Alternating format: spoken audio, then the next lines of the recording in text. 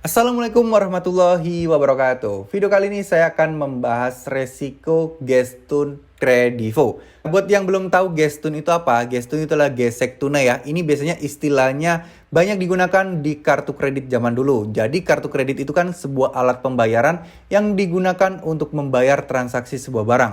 Tapi kalau kita butuh tunai, nah istilahnya adalah gestun, gesek tunai. Ini bisa dilakukan di ATM langsung, itu namanya tarik tunai. Tapi biasanya kalau zaman dulu nih ya teman-teman, banyak juga yang membeli barang seperti emas, kemudian mereka gesek pakai kartu kredit, dan langsung menjualnya di toko tersebut, sehingga mereka bisa mendapatkan uang tunai dari pinjaman atau dari transaksi kartu kredit tersebut. Ini sudah biasa dan sering kali dilakukan transaksi oleh para pengguna kartu kredit dan toko emas dari zaman dulu teman-teman. Jadi salah satu alasan mereka menggunakan cara ini adalah karena kalau tarik tunai, itu bunganya jauh lebih gede dan jauh lebih mahal. Makanya mereka menggunakan gestun. Sekarang gestun ini juga jadi istilah di kredivo ya teman-teman, di mana kredivo ini juga merupakan pay letter. Pay letter sistemnya mirip-mirip seperti kartu kredit juga, digunakan untuk transaksi atau membayar barang belanjaan. Nah, berbeda dengan pinjaman online. Kalau pinjaman online, kalian mengajukan, kalian terima transferan atau sejumlah uang. Sedangkan pay letter itu kalian harus bayar, teman-teman ya. Kalian harus ada barang yang harus kalian bayar. Ya, memang sih di Kredivo ada fitur pinjaman, yaitu Kredivest. Namun di sini banyak orang yang mengincar cara mencairkan limit Kredivo terbaru 2022. Atau mungkin cara aman atau cara cepat gestun kredivo sendiri tanpa jasa gestun. Oke, sekarang saya akan bahas di sini tentang masalah gestun kredivo terlebih dahulu.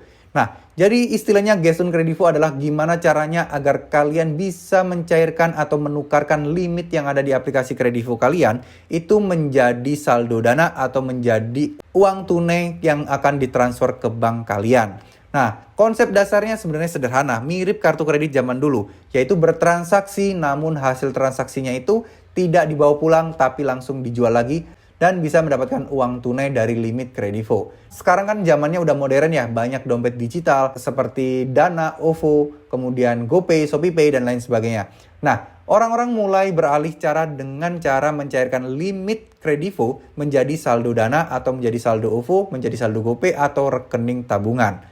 Ini biasanya ada jasa atau pihak ketiga yang membantu. Jadi mereka membuka sebuah toko di platform seperti Blibli, Bukalapak, JDID. Nah, jasa top up saldo dana. Nah, mereka orang-orang para pengguna kredivo ini yang ingin mencairkan limit kredivonya itu bertransaksi melalui toko tersebut dan nanti uangnya akan ditop upin atau masuk ke dompet digital mereka. Nah, cara seperti ini memiliki banyak resiko, teman-teman. Yang pertama, resikonya adalah kita belum bisa memastikan bahwa orang-orang yang jasa dari gestun ini adalah orang yang amanah. Kenapa? Karena kalian bisa jadi ditipu. Kalian sudah transaksi, tapi kalian tidak dikirimi uangnya. Nah, kalian mau komplain kemana? Sedangkan di sini itu merupakan akal-akalan saja, teman-teman ya. Jadi intinya kalian harus waspada. Ini adalah resiko terberat. Jadi kalian harus berhutang, dan uang hasil hutang yang kalian dapatkan hilang diambil oleh orang. Kalian juga harus membayar lebih tinggi. Ya, resiko keduanya adalah bunganya tinggi. Maksudnya bunga itu kayak fee lah ya, bukan bunga sih, sorry. Itu lebih ke arah fee. Misal kalian mencairkan 1 juta, kalian harus bayar 1,3.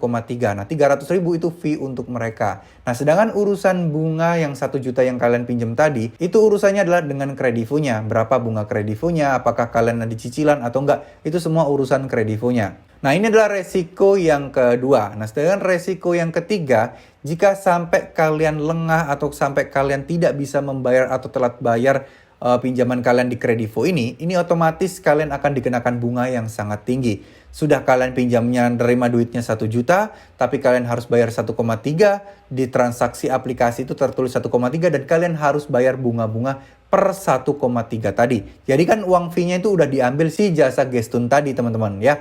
Nah, kemudian resiko yang selanjutnya adalah yang berhubungan dengan aplikasi kredivonya sendiri. Yang pertama, kalian tidak bisa login, tiba-tiba akun kalian diblokir permanen atau mungkin akun kalian diblokir sementara, itu juga bisa. Lalu kalian bisa login tapi limit kalian itu tiba-tiba turun drastis, itu juga bisa. Nah, kemudian resikonya lagi adalah limit ada, limit nongol, limit besar, tapi kalian nggak bisa digunakan oleh transaksi.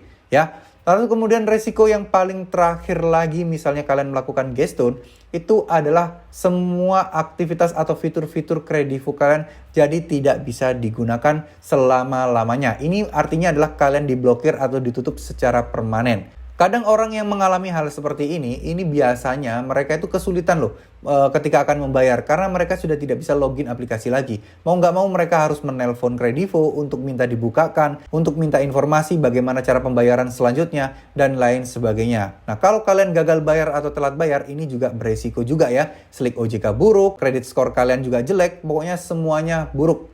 Kalian juga tentunya akan kesulitan nanti jika mau kredit rumah, kesulitan juga jika kalian mau nyicil motor, mobil, semuanya akan melihat riwayat kredit kalian.